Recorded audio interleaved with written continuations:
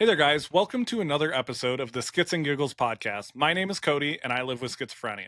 And my name's Kit, and I live with schizoaffective disorder. And one of the most common questions we get as schizophrenia and schizoaffective advocates is what is the difference between positive, negative, and cognitive symptoms?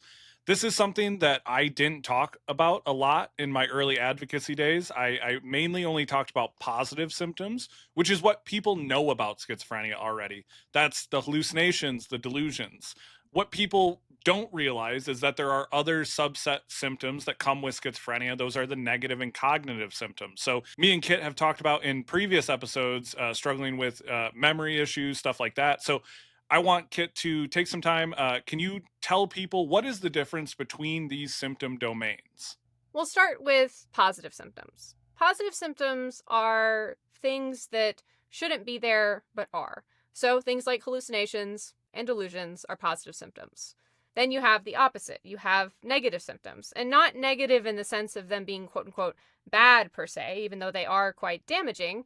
It's more of a term for things that should be there but aren't. So a lack of motivation, a lack of social interaction, a lack of being able to express emotions, those are all kinds of negative symptoms.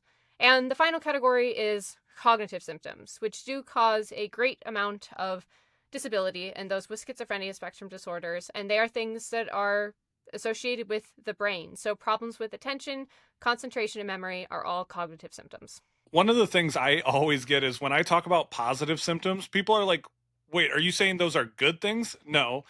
Positive, like Kit said, are I had it explained to me as in addition to Hmm. your personality traits or in addition to who you are. Like those things weren't there but are because of the illness. And I love how you broke that down because I get that all the time where I'm like, oh, positive versus negative symptoms. They're like, oh, so good and bad symptoms. No, that's not how that works. Uh, and so I think there's a lot of confusion, not only with that, but a lot of people mix up negative and cognitive symptoms. And this is something I still do, where it's like hard for me to know which category things fall into. So I talk a lot about memory issues. And this is something I deal with that I always thought was a negative symptom, but it actually falls into the cognitive symptom category. And that's where a lot of, I think, the issues that I struggle with fall into. So I do have a lot of issues with not so much now, but early on in my diagnosis with like issues communicating, my speech,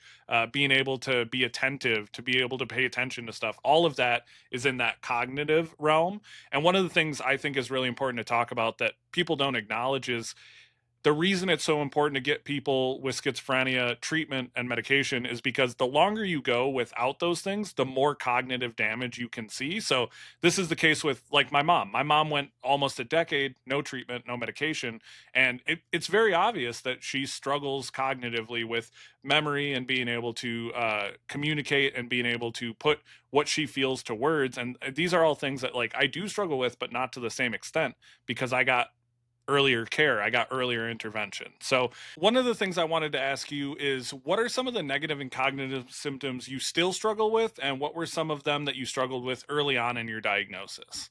The answer to that question is somewhat complicated because my diagnosis journey took so long. Yeah. But I would say that negative symptoms I deal with today, I only deal with them now in very bad episodes. I dealt with them heavily during my psychotic break, but once I started treatment and got on the right antipsychotic, my negative symptoms went away. The cognitive symptoms I deal with today are primarily issues with attention, concentration, and memory. I have issues in all three of those categories. We're going to talk about that further in this episode for sure. But I would say that over the course of my diagnosis, since I wasn't on antipsychotic because I didn't realize I was experiencing psychosis for the majority of my illness, I was not necessarily being treated properly for my disorder. So as I was going from having cyclothymia to then bipolar 2 to then bipolar 1, I was having repeated hypomanic episodes and then one manic episode. And over that time, while I didn't really experience negative symptoms per se, there might have been a few times, but I don't think of any specific instance where I was experiencing them in full the way I did during my psychotic break. I did experience a slow but steady mental decline throughout college. And as a result, I was not able to pay attention to my classes as well. So I had issues with paying attention for long periods of time. It was hard for me to focus in order to study. And then the memory wise, I just couldn't remember anything was said because I primarily struggle with verbal memory and auditory processing. Like I often forget sometimes what I'm saying as I'm saying it if I'm around an episode time or just randomly. Sometimes my Yeah. brain just decides to do that. And so I would say the diagnosis that really was the turning point for me was my bipolar 1 diagnosis. Even if it wasn't the right disorder, it was what got me on the right medication. And it was right after my psychotic break ended. And I remember specifically, it's funny I say I remember, but um, yeah, I remember specifically not being able to remember what I did the day before. There was this, I know that my dad came to visit me for Christmas that year, and I had just gotten on antipsychotics early December. And my dad came to visit me for Christmas when I lived in New York City. And we went to go see this movie, the Mary Poppins movie at the time. And the next day, I just asked my dad, I'm like, what did we do yesterday? And he told me, and I still don't quite remember it. And the thing is, that was my life for so long. Like, I couldn't remember what I did the day before. But what's really cool about brains, and they're not perfect. They're not perfect, but brains do, when it comes to psychosis and mania and hypomania, brains do not heal per se, but they do compensate.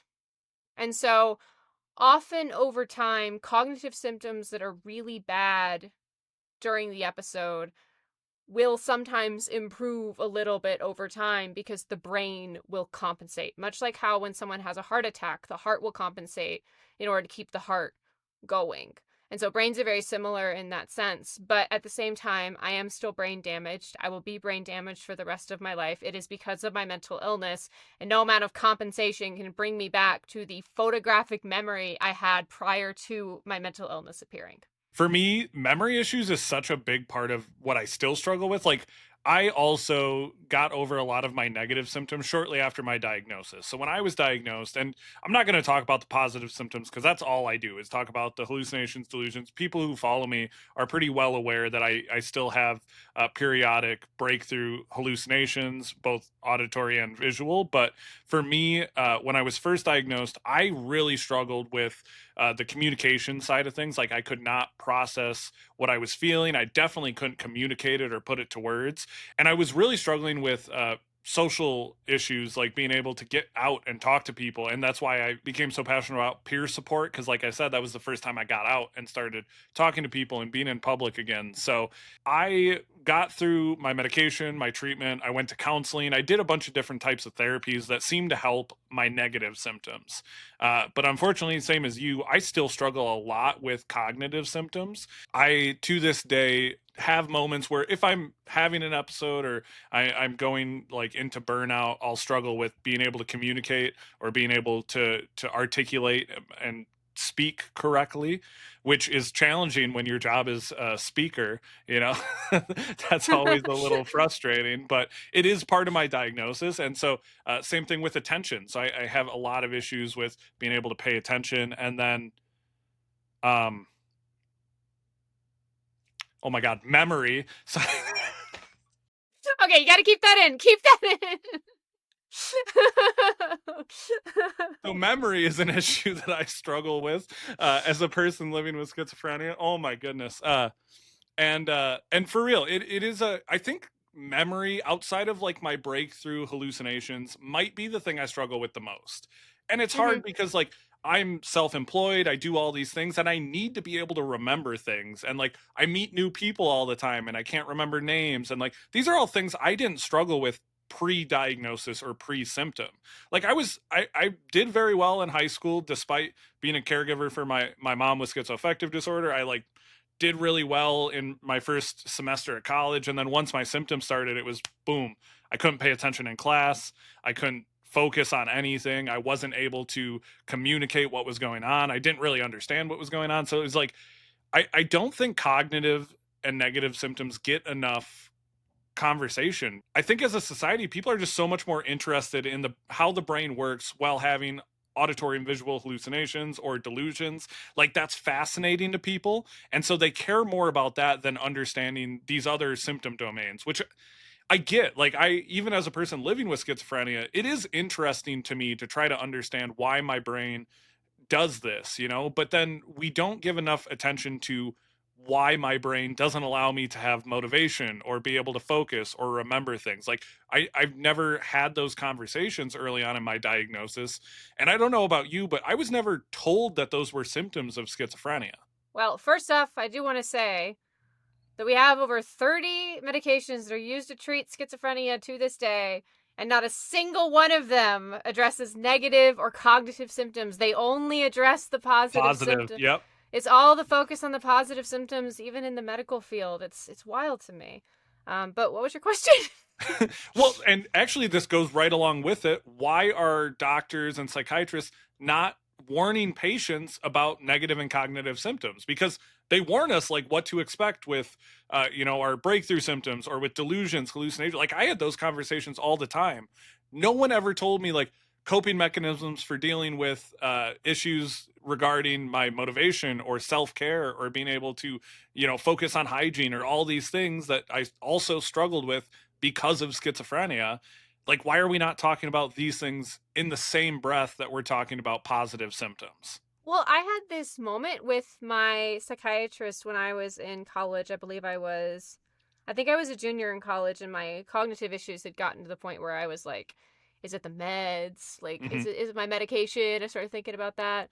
And I asked my doctor, I was like, hey, is my medication messing with my brain? I can't remember the things the way I used to. And it was the first time I ever talked to him about any of it.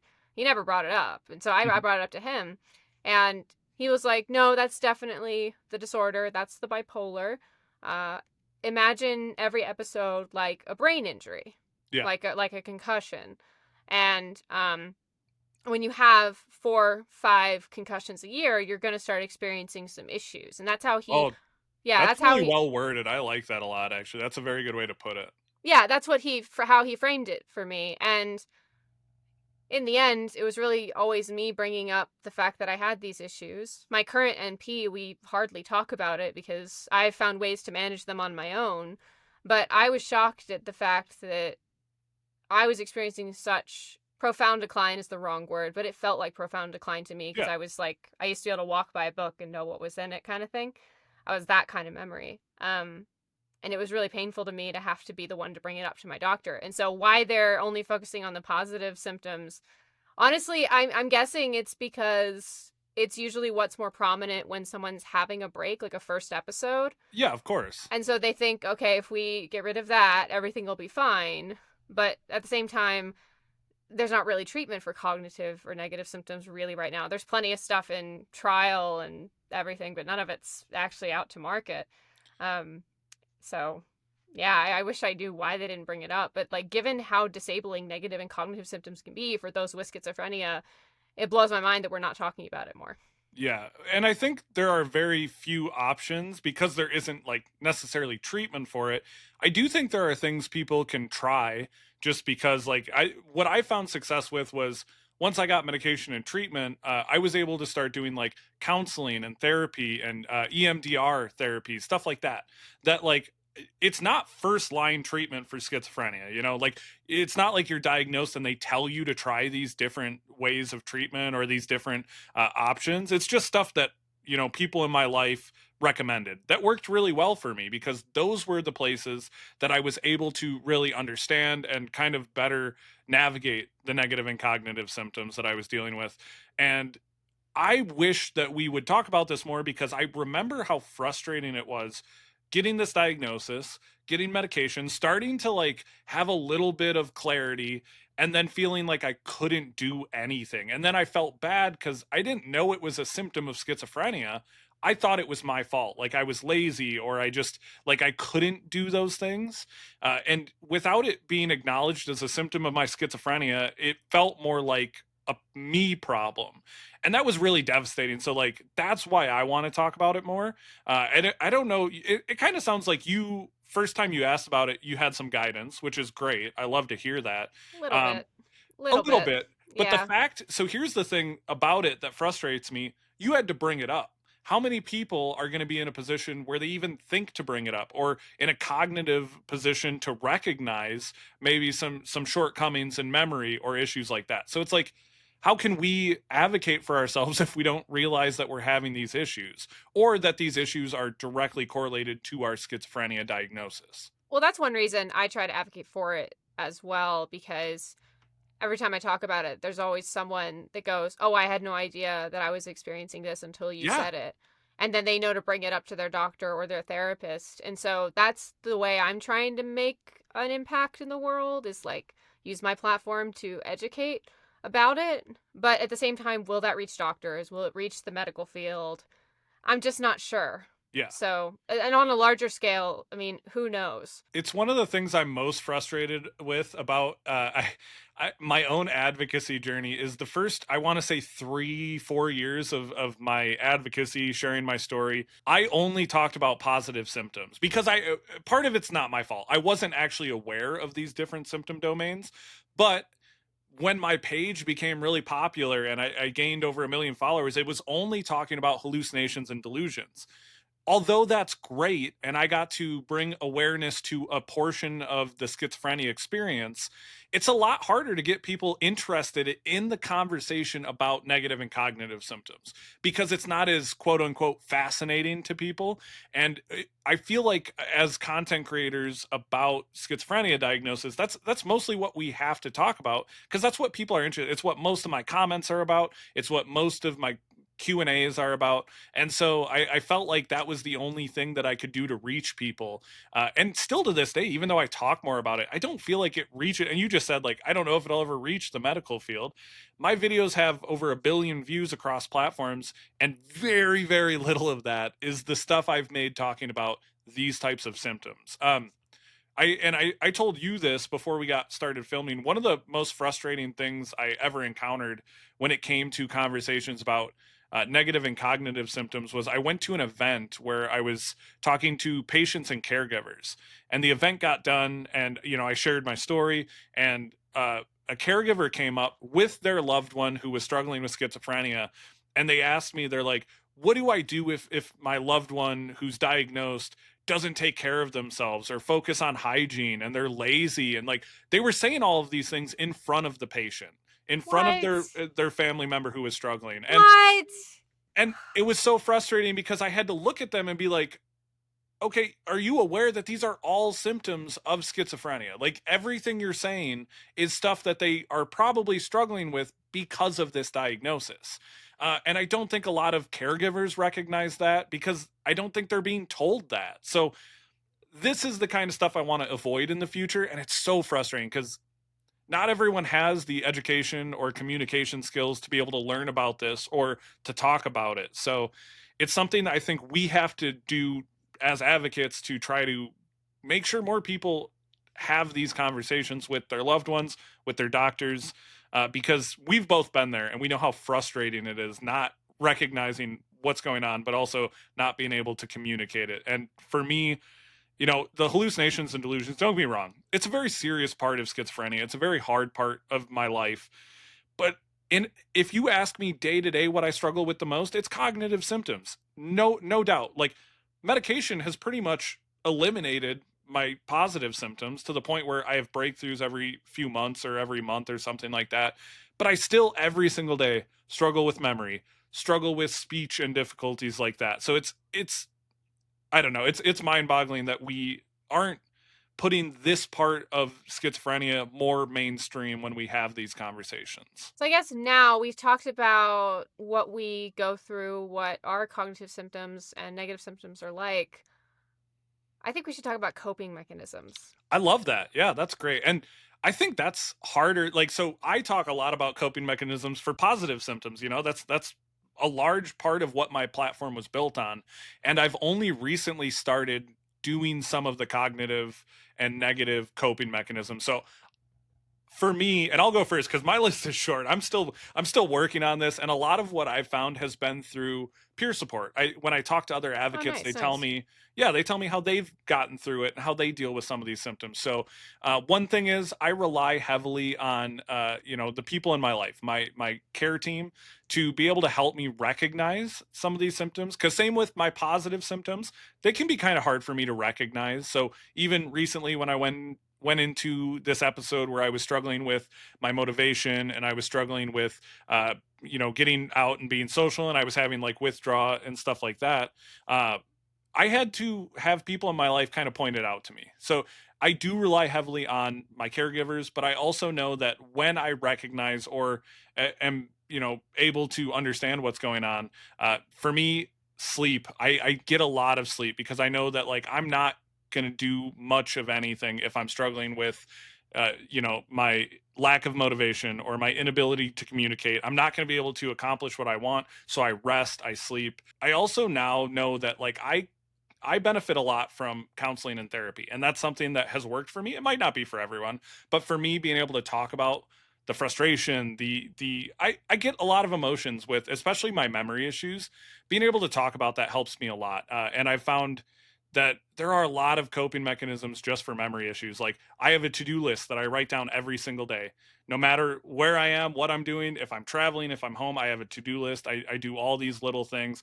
There's apps you can get on your phone now to track like your symptoms over time. So I have a bunch of different apps now. Technology has saved my life, honestly, when it comes to like tracking symptoms, to-do lists, calendars, stuff like that. And I have to rely heavily on that because I can't trust my own brain to do it. So those are some of the ways that like I have dealt with more so the memory side of things and some of the cognitive issues.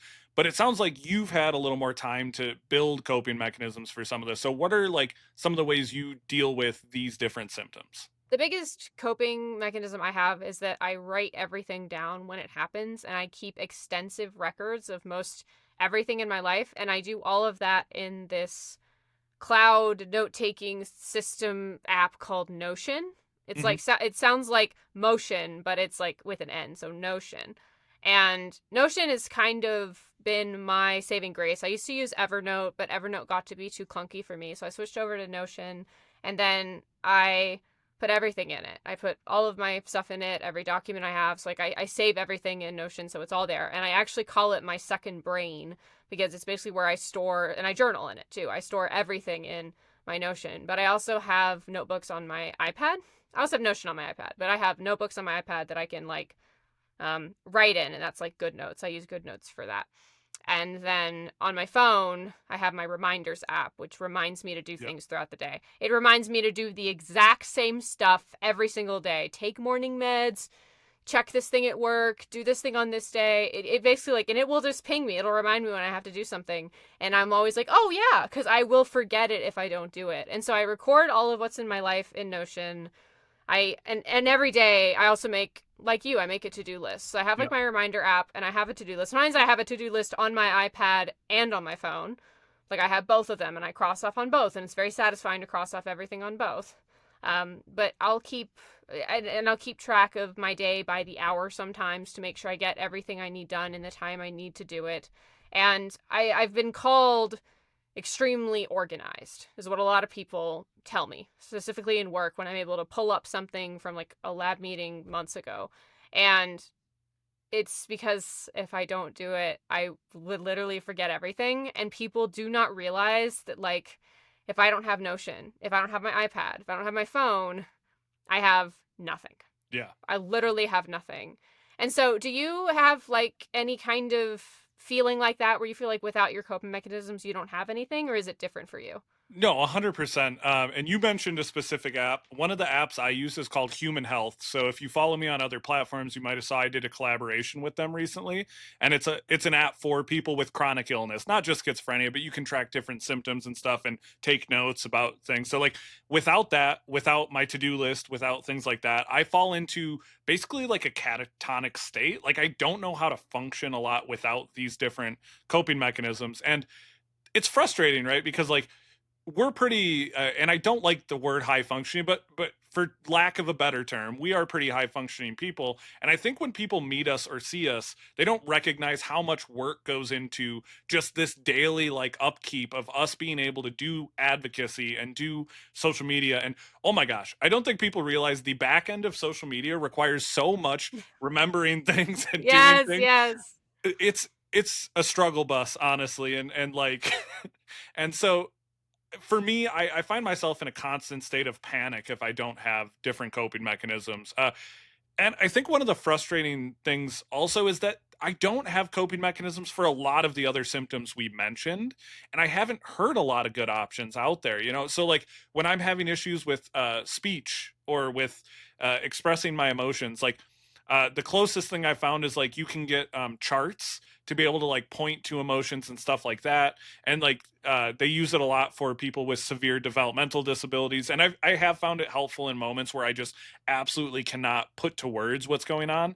But even then, it's like it's very minimal. It doesn't help me that much. It doesn't like create a space where it is better for those symptoms. So I'm always looking for options, and I would love to hear in the comment section from anyone who has found different ways of dealing with negative and cognitive symptoms. Because, like I said, this is a new journey for me. It's something I'm trying to bring more awareness to. Just like Kit said, trying to do our part to inform people about it, but also I don't have a lot of ways of dealing with these things or a lot of ways to function outside of the coping mechanisms I have now. So I'm always wanting to hear how are you guys dealing with some of those symptoms, or if you're a caregiver, how are some of your loved ones dealing with those symptoms? Because I think we need to, as a community, be better at sharing how we're getting through. And this comes back to I think a lot of people are embarrassed, right?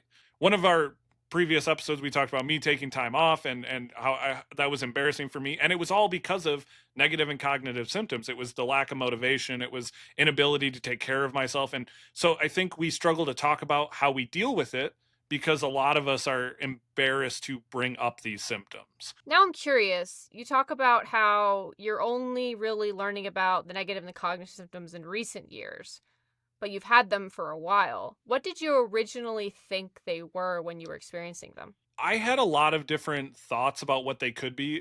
The primary thing was because of my upbringing and the way people talk about mental health in my community, in my local area. I just assumed that it was a fault of my own. I just really thought that like I wasn't good enough to do things or that I wasn't able to do what everyone else did. I really believed that for a long time early on in my diagnosis. At certain times, I thought it was side effects of my medication. And like, I just never put together like that they were symptoms of schizophrenia because the only symptoms I knew of schizophrenia were auditory and visual hallucinations. So even as a caregiver for my mom, when she struggled with some of those things like cognitive decline or inability to communicate, stuff like that, like I saw those symptoms and I knew that they were part of her diagnosis, but for whatever reason, I couldn't understand that those were things that also needed their own care and coping mechanisms. So I didn't really have an idea of what they were, and I didn't put a lot of thought into it. You know, it was just a part of what I dealt with, and for a long time I thought it was me. I didn't think it was symptoms of my diagnosis. That actually makes a lot of sense, and I'm sure that that experience you had is not just experienced by you alone. I'm sure there are a lot of people that feel that way, and me personally in my life, when it came to negative symptoms, the one time I truly remember them being a severe problem in my life, which was when I was having my psychotic break, I remember not having the motivation to do any of the chores in the apartment, to get up and do anything. And the entire time I was like, why can't I do this? Yeah. Like why can't I just get up and do the dishes? I have 3 dishes to wash. Why can't I do it? And it took me probably over a year to learn that it was because it was a symptom of my schizoaffective disorder. I wasn't inherently broken. There Yeah. was actually a reason for what I was going through. And I hope you, when you learned about negative and cognitive symptoms, you had a similar experience, like that you weren't broken. Yeah, and for a long time, that's just what I assumed was that I just couldn't do what everyone else did. And like you said, you had the thought like, "Oh, why can't I get up?" My thought was always, "Well, why can everyone else do this? Why can everyone else do that and I can't?" You know? So I was comparing myself to neurotypical people that aren't struggling with severe mental illness. And I was like, well, they all do this just fine. And so when I finally understood that that's what it was and it was a part of my diagnosis, I think it took a while to forgive myself, where I was like, hey, like, it wasn't your fault and you didn't know any better, and it is what it is. But now I can work on healing a bit from that, and like that's part of why I utilize therapy and counseling, and that's part of why I really work hard to better understand these symptoms now, is because for a long time I didn't know they existed. I wish I knew they existed when they were happening to me, but the unfortunate case in my situation is just that I was the nightmare roommate, and I will probably always be the nightmare roommate to them. No matter whatever video I make, no matter what advocacy I spread, I'm still going to be the nightmare roommate, and it really sucks. But that's kind of sometimes the reality of mental illness and these things. Things are sad. I don't want to end on such a bad note. We got to figure out a way to be positive, but not like positive symptoms. Yeah, not like, but not good, not positive, good, positive. Oh wait, sorry. Oh god. That was a bad joke. Bad joke, Kit. Oh man. Well, Do we? Yeah, we can wrap up here. What do you think? yeah, I think that's as good as it's gonna get right there. All right, Uh, guys. If you want to reach out to us to have any guest suggestions, podcast idea suggestions, we are Skits and Giggles on Instagram, YouTube, and TikTok. That's skits like schizophrenia, and then and spelled out, and then giggles like, well, giggles. And we also have an email, which is skitsandgiggles@gmail.com. And while you're here, do like, rate, comment, do all of that good stuff to let us know what you think of the show. We do read your comments, and I personally love replying to them. They're so much fun. And we hope to see you guys next week. all right, thank you guys again. And Kit, any last words for the people? Of course. Guys, just remember the brain is a minefield, and we brought flip flops. Awesome. Thank you guys so much.